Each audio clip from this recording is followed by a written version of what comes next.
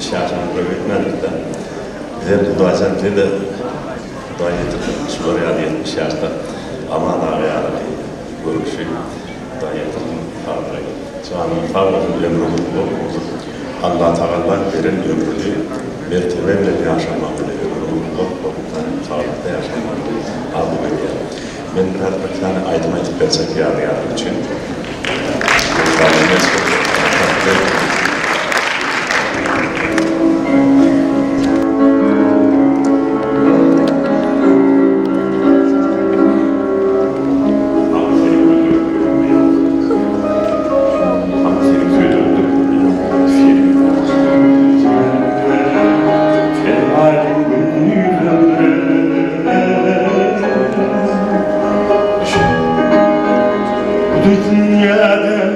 Son kıymetine senin gayrın bu sana bağlıyım.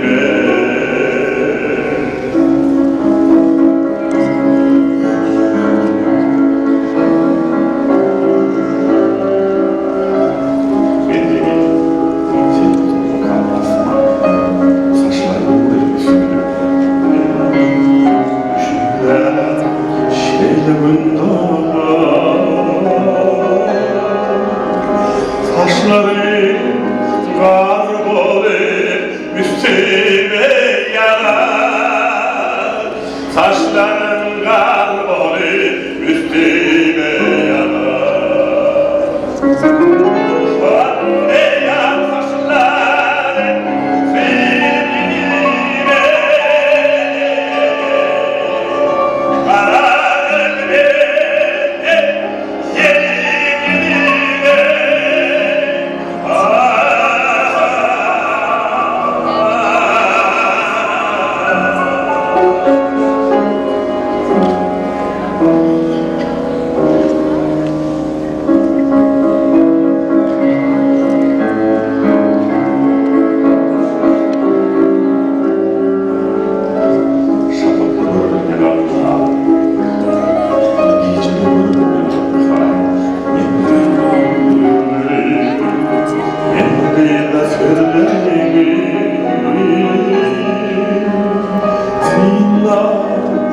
yaprakların yüzünde derin, onda senin gözyaşını görelim.